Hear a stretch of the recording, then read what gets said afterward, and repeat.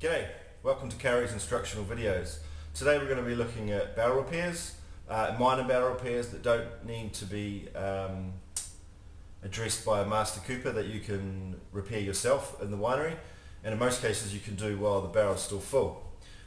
Here we have a historic leak. It's now taken up, so it's not a problem anymore, which is often the case. As the wine increases in alcohol, if it's fermented in barrel, or after malolactic, as it starts to settle out, sometimes the leaks can appear then, sometimes up to a few months after you've filled the barrel. So it's not unusual, and there are simple ways that you can repair that. There's a few steps depending on where the leak is. This one has obviously worked its way through the channels in the oak to the end.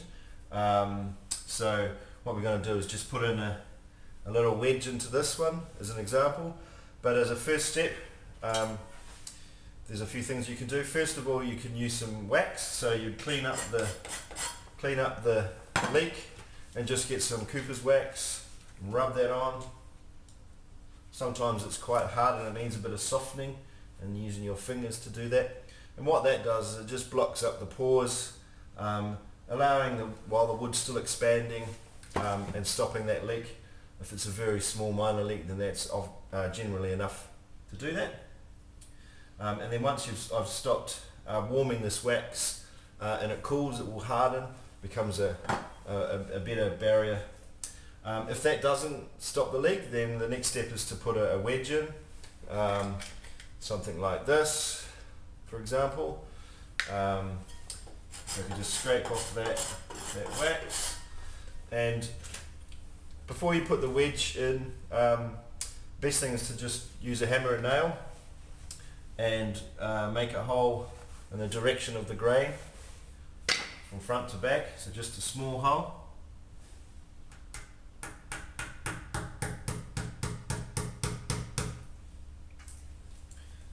And if this was still leaking, then this wood would all be wet around this area and it would be very soft, but as this is taken up, it's quite dry.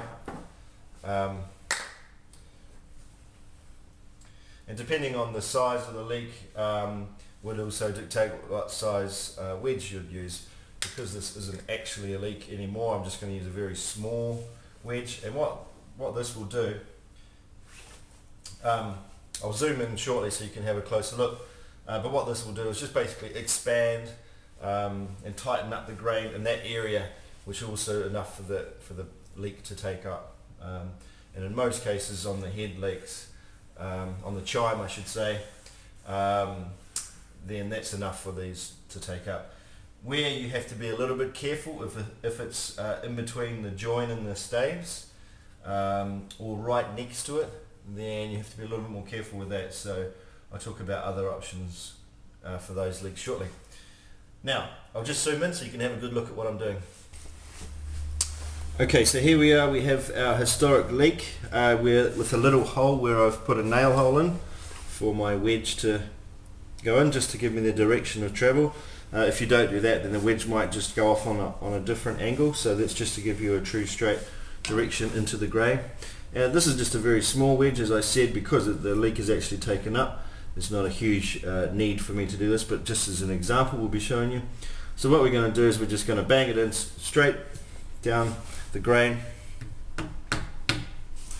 and that one just snapped off, and that's a great thing. So what we can do there is, if it didn't snap off and we would bang it in as far as we could, what we would then do is use a chisel and just bang it off to bang the top off, and we'd have the same effect with a little protruding wedge just sticking out there. So we could just bang that in a little bit further.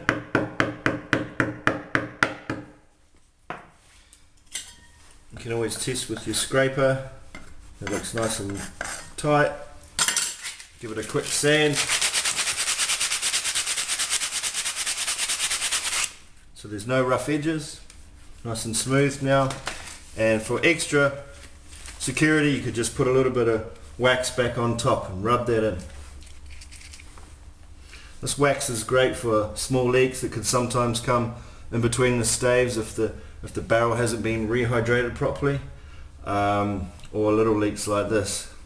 just work that in, smooth it over and let it dry off. And that's the first basic small leak on the end of a chime.